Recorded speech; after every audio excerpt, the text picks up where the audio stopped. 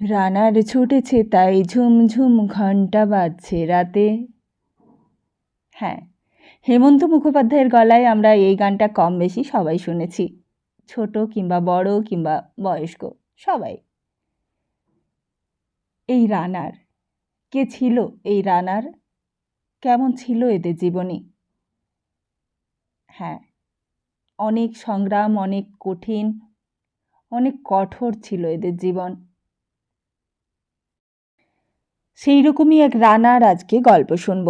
তাহলে চলুন শুনে নিই পুরনো দিনের ডাকঘর করা এক রানার গল্প।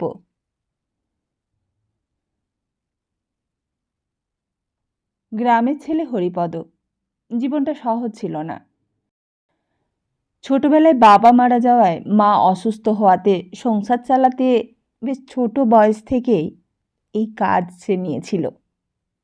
এক গ্রাম থেকে আরেক গ্রামে খবর পৌঁছে দেওয়ার কাজ।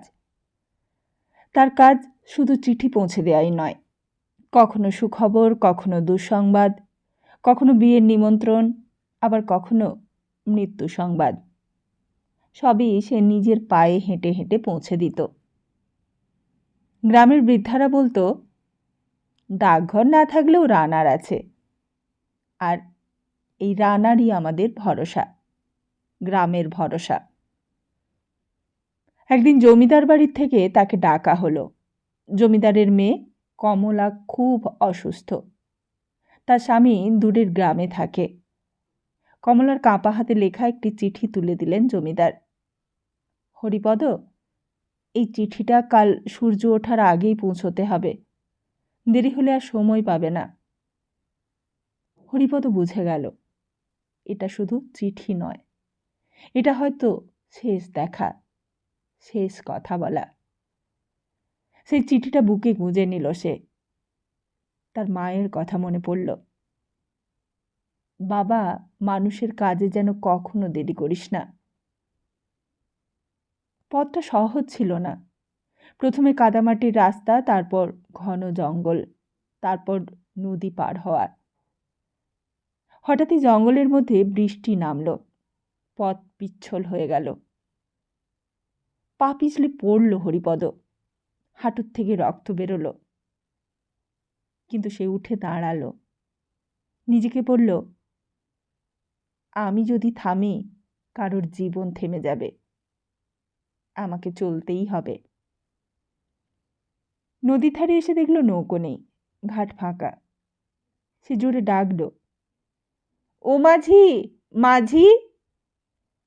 এক বৃদ্ধ মাঝি এলেন, বললেন, এখন নদী পার হওয়া বিপজ্জনক, স্রোত খুব বেশি। হরিপদ শুধু বলল, একটা মায়ের শেষ চিঠি, পৌঁছতেই হবে। বৃদ্ধ মাঝি আর কিছুই বললেন না, নৌকো নামালেন। সেই ভয়ঙ্কর ঝড় বৃষ্টির রাতে নদী পার হওয়ার সময় ঢেউ নৌকাকে বারবার বাধা দিচ্ছে, কিন্তু হরিপদ বুকের কাছে চিঠিটা শক্ত করে ধরে রেখেছে, যেন নিজের প্রাণের চেয়েও বেশি মূল্যবান সম্পদ। সন্ধে নামার আগে সে পৌঁছে গেল সেই দূরের গ্রামে। শরীর ক্লান্ত, পা কাঁপছে, চোখে ঘুম নেই। তবু সে দরজায় কড়া নাড়ল। এক যুবক দরজা খুলে বেরিয়ে এলো। হরিপদ বলল, কমলা দেবীর চিঠি। যুবকটা চিঠি খুলে পড়তেই তার চোখ ভিজে গেল। চিঠিতে লেখা ছিল, আমি হয়তো আর বেশি দিন বাঁচব না, তুমি একবার এসো। যুবকটি আর এক মুহূর্ত দেরি করল না। সে দৌড়ে বেরিয়ে পড়ল স্ত্রীর কাছে যাওয়ার জন্য। সেই রাতে হরিপদ নদীর ধারে বসেছিল। চাঁদের আলো পড়েছে জলের ওপর। সে ভাবছিল, তার নিজের জীবনে হয়তো তেমন কোনো সুখ নেই, কিন্তু সে অন্যের জীবনের গল্প বদলে দেয়। তার হাতে পৌঁছানো খবর কারোর মুখে হাসি আনে, আবার কারোর চোখে জল আনে। কারোর জীবনের শেষ দেখা সে সম্ভব করে তুলতে পারে। পরদিন আবার ভোর হলো, আবার কুয়াশা, আবার সেই পথ, আবার সেই ঘণ্টার শব্দ। গ্রামের মানুষ জানত আবার নতুন কোনো খবর আসছে, আর সেই খবর নিয়ে এক অজানা নায়ক নিঃশব্দে দৌড়ে চলেছে। আসলে এক কথায় বলতে গেলে দৌড়ের ভেতর এক লুকোনো অদৃশ্য যুদ্ধ চলত। আজকের মতো তখন মোবাইল ফোন কিংবা দ্রুত যানবাহন ছিল না। গ্রাম থেকে গ্রামে খবর পৌঁছানোর জন্য একমাত্র ভরসা ছিল এই মানুষগুলো। তাদের হাতে থাকতো একটি কাপড়ের ব্যাগ, কোমরে বাঁধা থাকতো ঘণ্টা, আর অদম্য সাহস থাকতো। কাজ ছিল একটাই, সুখবর পৌঁছে দেওয়া, মৃত্যু সংবাদ পৌঁছে দেওয়া, যুদ্ধের খবর, রাজকীয় আদেশ কিংবা প্রেমপত্র পৌঁছে দেওয়া। এর পেছনে লুকিয়ে ছিল এক অমানবিক সংগ্রাম। কারণ প্রকৃতির সঙ্গে লড়াই করতে হতো।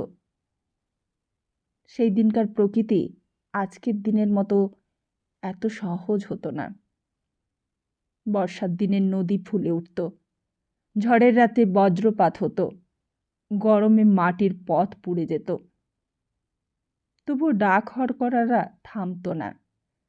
একজন ডাক হরকরা অনেক দায়িত্ব নিয়ে ছুটে চলত।